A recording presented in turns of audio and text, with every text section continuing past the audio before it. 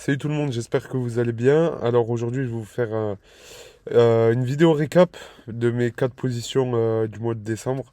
J'arrête de trade pour l'instant jusqu'au 7 janvier, histoire de profiter un peu et relâcher. Alors du coup, on va commencer par les paires en USD, donc Euro USD, GBP USD. J'ai pris des shorts dû à l'annonce de la Fed par rapport au taux d'intérêt.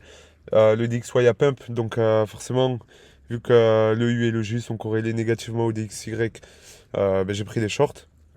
Donc je vais vous montrer ça. Niveau analyse technique, ce qui s'est passé, c'est que sur le weekly, si je regarde le GBP USD, on était repassé bearish à ce niveau-ci. Si je me mets en daily, vous verrez que c'est exactement pareil. À partir de ces niveaux-ci, on est resté baissier. Pas ici, parce que pour moi, il n'y a pas eu de displacement, donc on n'était pas repassé baissier directement à partir de ce niveau-ci, mais plus à partir d'ici. On revient dans une fair value gap en daily. Et si je descends à H4, sur le H4, on peut voir que on a touché un rejection block. Et en fait, moi, je voulais prendre position à partir d'ici. C'est pour ça qu'il y a marqué Previous Day High. Mais j'avais pas trouvé de PE le 12. Du coup, j'ai patienté. J'ai attendu qu'il y ait un petit retracement après une consolidation. Et c'est des setups que j'aime énormément de trade parce qu'après, on a de jolis mouvements. C'est-à-dire qu'on a notre consolidation, expansion, retracement. Et après, là, on rechoppe la deuxième expansion. Là, c'est exactement ce qui s'est passé. On revient combler un peu de fair value gap sur notre gauche. Donc, niveau liquidité aussi, à ce niveau-ci, on avait un previous day, plus l'Asia Session et des equal high. On était venu récupérer cette liquidité ici, donc on a créé un high resistance liquidity run. Et je suis rentré en position sur cet order block juste ici. Mon stop loss au-dessus de cette mèche, pourquoi? Parce qu'elle est venue sweep celle-là, donc high resistance liquidity run. On n'est pas censé venir break, donc c'est parfait.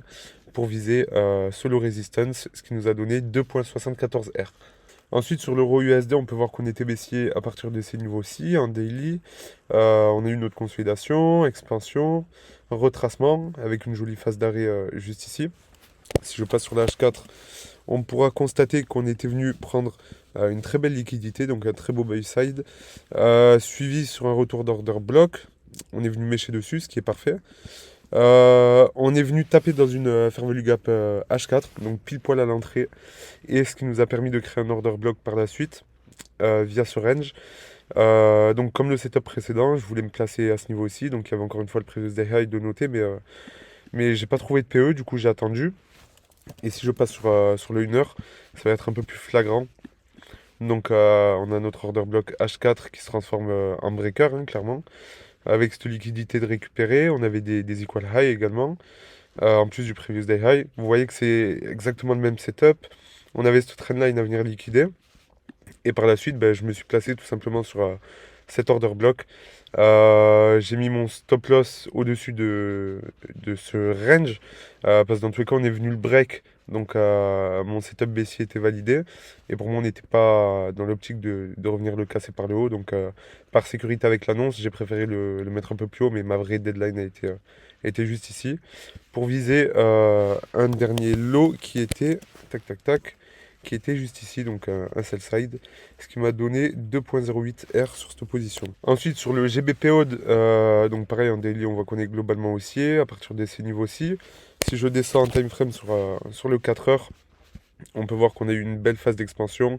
On voit la volonté de pousser à l'achat. Également ici, j'ai attendu un joli retracement dans ces zones à venir combler, avec également un beau sweep and close juste ici, on le verra mieux en H1 après. Et tout simplement, niveau position, j'ai attendu de venir break cette structure pour après rentrer en position. Je vais vous montrer tout ça. Donc, comme je vous ai expliqué tout à l'heure, on a eu cette zone à venir combler de liquidity void. On voit qu'on a eu un très beau sweep and close juste ici. Il est plus défini qu'un H4. Et si on prend également le Fibonacci et qu'on prend ce mouvement juste ici, on peut voir qu'on vient pile poil dans la zone OTE. Donc, confirmation en plus. On vient break. J'attends un retracement. Je suis rentré sur la fair value gap H1 pour viser le dernier plus haut juste ici. Donc ça nous a donné un TP à 2,82 R. Et puis voilà. Et pour la dernière position sur l'Eurocad, donc pareil, on était passé bearish à partir de ce niveau-ci. On voit qu'on a eu du displacement. Donc consolidation, expansion, retracement dans fair value gap daily. Et de suite, j'ai raffiné ma fair value gap. Je suis passé à H4. J'ai défini ma target qui était juste ici, donc sous low resistance liquidity run, avec une jolie trendline de créer, donc ça c'est juste une accumulation de prix. Ça devait se faire break. On voit que le marché n'a pas de potentiel envie de pousser sa hausse. Donc le prix il a accumulé. Et si je passe sur le 1 heure, c'est encore plus pertinent parce qu'on voit que la trendline elle est parfaite. On est venu récupérer ce dernier plus haut juste ici pour après break à ce niveau-ci. Et là, je suis rentré donc sur un big figure. On a souvent des belles réactions sur les chiffres ronds, donc j'ai préféré mettre mon PE ici et pas n'importe où dans la fair value gap ou sur l'order block. On peut voir qu'on a très bien réagi sur le big figure et on a foncé tout droit au TP, ce qui nous a donné 2,99 R. Donc 3 R, on va arrondir. C'était tout pour cette vidéo. Je vais plus trade jusqu'au 7 janvier. Et on se retrouvera le 7 janvier pour d'autres explications. Ciao, ciao.